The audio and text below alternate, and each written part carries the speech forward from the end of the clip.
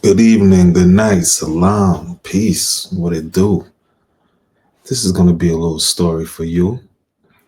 And yes, we know we all love 4th of July, cheeseburgers, glizzies, fireworks, fried chicken, music, booze, right? American holiday. But as you know, I'm here to show you the real here on Freedom Boulevard to free your mind. Should you be wasting money? Is it really for the kids? Where was your ancestors when they were kids, when this celebration happened? Shout out to Aggressive Intelligence. I really like this channel. Haven't heard from channels like this, need to get more play. Let's go. The day America declared its independence from Britain. Fireworks, freedom, and all men are created equal, right? But what about black people? Where were they on that historic day? The truth might shock you, and it definitely didn't make it into your history books. While the founding fathers signed the Declaration of Independence in Philadelphia, about 500,000 black people were living in the colonies. An estimated 90% of them were enslaved, working 90% of the black people in America, when independence was won by the colonies, 90% were enslaved, persecuted, S.aid, sold, abused, tortured, MK Ultra. Yeah. under brutal conditions, owned like property. They weren't celebrating freedom. They were plowing fields, cooking meals, building homes, and raising white. I like how they got their little scarves though. You feel me? That's definitely our culture. People ask what our culture is. Almost like Sierra Leone, Nigeria parts, Senegal. Children, all while being bought, sold, beaten, and Look how he's holding the baby by the arm. And this is a cartoon drawn by Caucasoids. separated from their families. Thomas Jefferson, the man who wrote All Men Are Created Equal, enslaved more than 600 people over his lifetime. You see why things don't apply to us and why we have this culture of not believing in the system, the American dream, to be able to have equality, to truly to be able to flourish. Diddy's a billionaire. They try to take his whole life trying to make him a mafioso because he's a freakazoid. Not condoning freakazoidism, but that's the black man that you try to destroy utterly. Even on the day he signed that sacred document, enslaved Africans were serving him in his home. When the colonists cried, "No taxation without representation," many black people were asking, "What about freedom from slavery?" Here's what most people don't know. Thousands of black people joined the fight. British. Did y'all know that we was fighting for the British to get our freedom? Even living in America, like I showed you the story about brother Black Death of the Harlem Hellfighters joined the military just to even get equality. When they say you got to fight for your rights, is this what they mean? If so, can we still do this? And what would that entail for us to do to gain equal grounding in the world? Fight for independence, but not always for the United States. In 1775, the British made a bold move. Lord Dunmore, the royal governor of Virginia, issued a proclamation. Any enslaved person who escaped from a rebel owner and joined the British Army would be granted freedom. Tens of thousands took that risk. They left plantations, dodged slave catchers, and joined the British side in hopes of finally being free. And on the flip side, about 5,000 black men fought for the American revolutionaries, including figures like Peter Salem, a formerly enslaved man who became a hero at the Battle of Bunker Hill. But unlike their white counterparts, many of these black soldiers were re-enslaved after We enslaved after the war.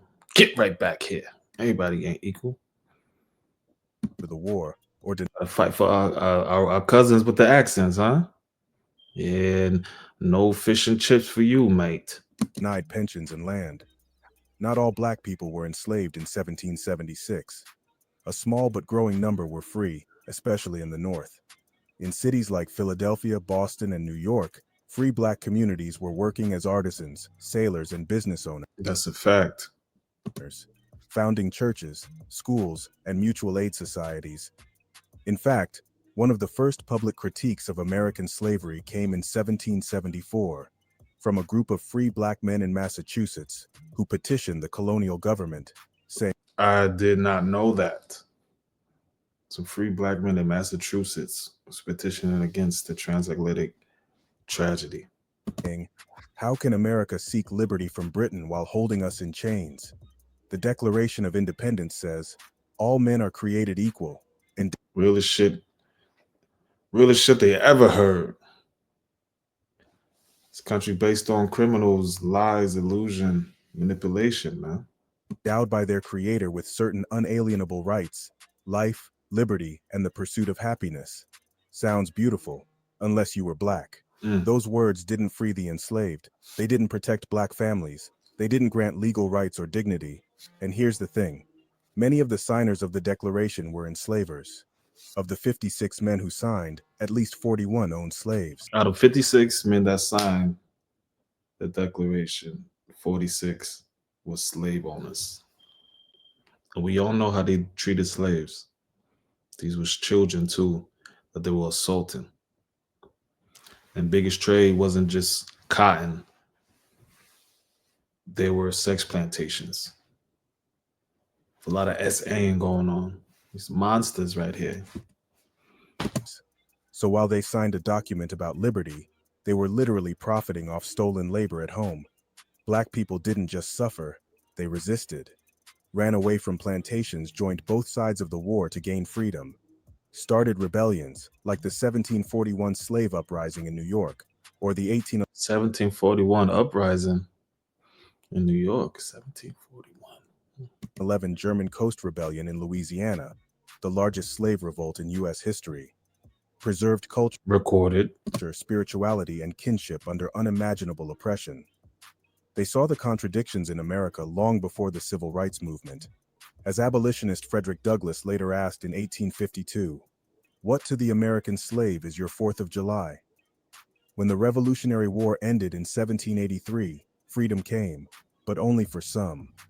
Most black loyalists who fought for Britain were exiled or re-enslaved.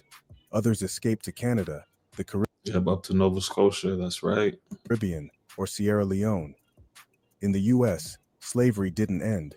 It expanded, especially in the Deep South.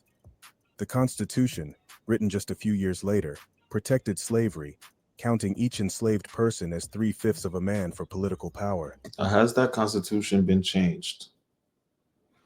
Somebody let me know. If you're really watching this video and you're rocking with me, we're not getting too commie on here, nothing like that. But has that changed? So while the U.S. waved its flag of freedom, millions remained in chains. On July 4th, 1776, black people were in the fields, in kitchens, in chains, and on battlefields, fighting for a freedom they were denied. They were the invisible foundation of America's economy, culture, and politics. Their struggle is not a footnote, it is the story.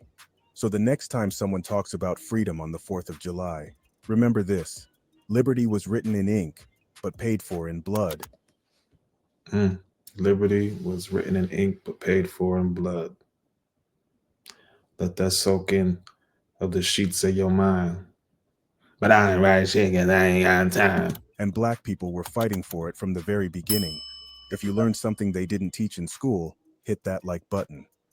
Subscribe to Hit that like button, man. Subscribe, man, to this brother and to my channel. If you learn something new, I'm just trying to project all the good, information that we got out here that's not really talked about. Black Light Out. Thank you for listening.